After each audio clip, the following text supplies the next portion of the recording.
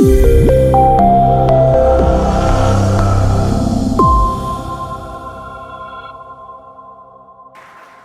next finalist in the attribution category is Rick Bruner, VP of Research and Analytics, Viant USA.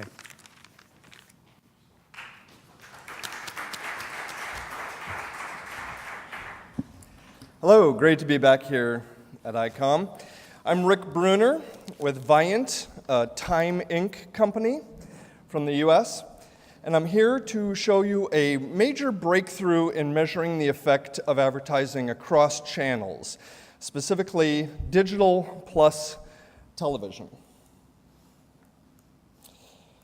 In the beginning, there was television, and it was great, right? And for decades, we measured it through marketing mix modeling. Highly probabilistic, lots of assumptions in that approach. However, given the technology at the time, it was the best we could do, and it served us well for a long time. Then along came the internet, a completely new type of media platform, and with it, a new standard way to measure across media channels, particularly the digital channels, attribution modeling. In many ways, this was an improvement over marketing mix modeling in that you're capturing empirical, large-scale data. Of course, we've heard the term big data. Some shortcomings to this approach as well. It's cookie-based.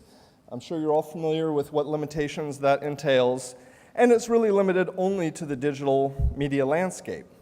So right here is an illustration of a major problem for all of us in this room as measurement experts. These are the two biggest categories in the advertising mix, and we do not have one consistent measurement platform that applies equally to both of them, until now. I introduced to you what I am confident is going to become a very common way to measure across these platforms. We're calling it people-based mix measurement. It is much like attribution modeling with two important new elements. One is a people-based approach to the advertising, meaning a large scale of identity-based data about who it is that you're marketing to. Secondly, in television, automatic content recognition, ACR, built into the smart TV devices. All TVs that ship currently basically have this measurement ability to record and feedback second-by-second television exposure. So let me break down exactly what we've done through the lens of a case study. Unfortunately, I can't mention the advertiser, but to those Americans in the audience, it would be a very familiar brand, large luxury retailer, 750 retail store locations, plus a very active e-commerce portion of their business. And we did for them a holiday campaign for 2015, so this is fresh off the presses. By the time I filled out the application, I think the results were about 2-3 weeks past Christmas. Longtime client of Viant, trusts us very much, very interested to push the envelope on measurement, shares a lot of data with us, including CRM data, as I'll explain, and was looking for a way to measure return on ad spend with a consistent measurement framework across both linear television and digital media. So let me explain a little bit about Viant and the platform and the capabilities we have that's made this measurement possible. We're a 17-year-old company, but a little over a year-old brand. We call our solution the Advertising Cloud, and it's made up of these three principal components. Really, the most important here is the one on the left, the Identity Management Platform. Think of it as a DMP, but with identity. That is the core of the people-based component to the solution. So we have now also being owned by Time Inc., as I mentioned, the magazine company, and we have also previously acquired MySpace. We have massive personal registration data stores in the historic registration of MySpace, as well as People magazine, Time magazine, Fortune, Sports Illustrated. Time Inc. is the biggest magazine publisher in the world. So we have a lot of personally identifiable data in this identity management platform with name, email address, primary household IP, and other factors that come into play. I mentioned we're a 17-year-old digital media company. We're Specific Media, maybe a well-known brand to some of you. So we have a lot of expertise in delivering digital media through our media execution platform. For this campaign, we delivered on order of 2 billion ad impressions in the holiday Q4 last year, and about 60% of that was on mobile. So this is truly cross-media in a digital landscape from what we served as the media.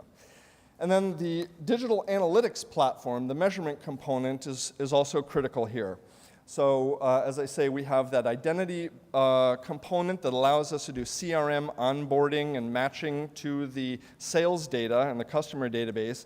We use an attribution modeling approach generally, accounting for every impression and marrying it back through to the sales conversion. And as I'll mention in a moment, the client provided us all the sales data for the time period. But this ACR, let me just explain a little bit more. I'm not sure if it's well-known, familiar to all of you, but this is a technology being baked into smart televisions by manufacturers. We've done deals with major television manufacturers, Vizio, which is the #2 in the US market, Panasonic, LG. We have others also in the pipeline for that.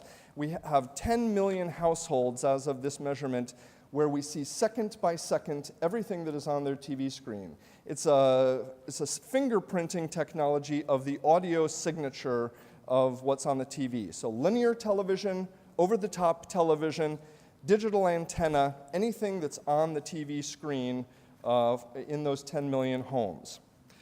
So to conclude the case study, we began by onboarding existing CRM data so that we could target clients across digital media for those 2 billion digital impressions I mentioned.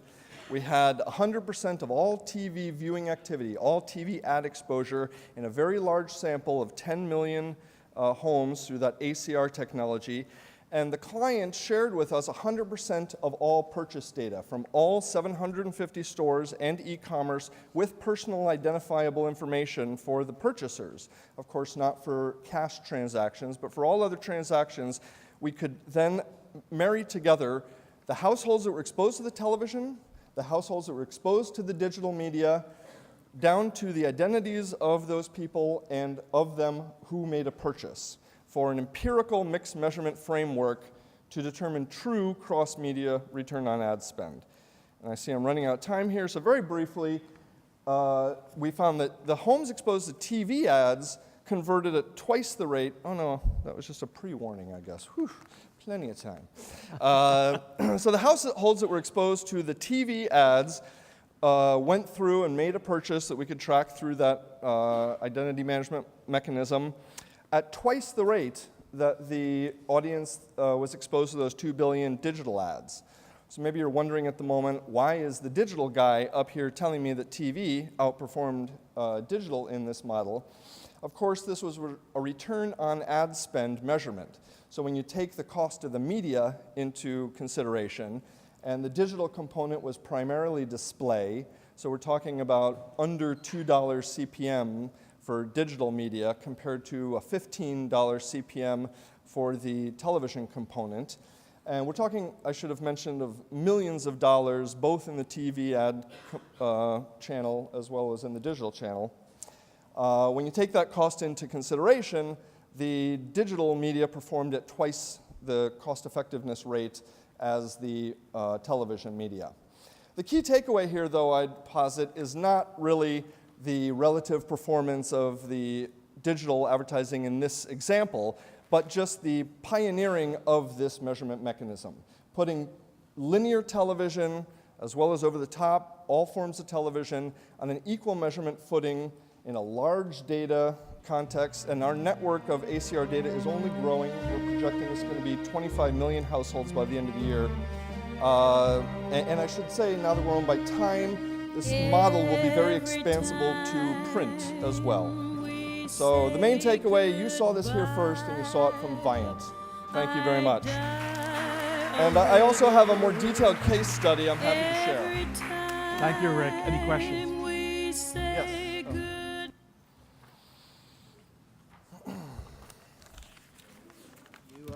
You mentioned time. Yeah, it's on. Cool. Cool. You mentioned time, and you also mentioned 10 million TVs that you're listening to, watching, something of that nature. Do you have permissioning on any of this data to actually use it?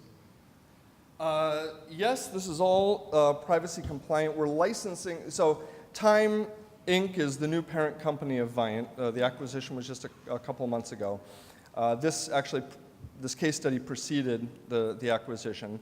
But this data is licensed to us by the television manufacturers themselves. There are opt-out settings on the TV for consumers who would like to opt out of the TV component of the measurement, as well as obviously you can opt out of the data set online as well.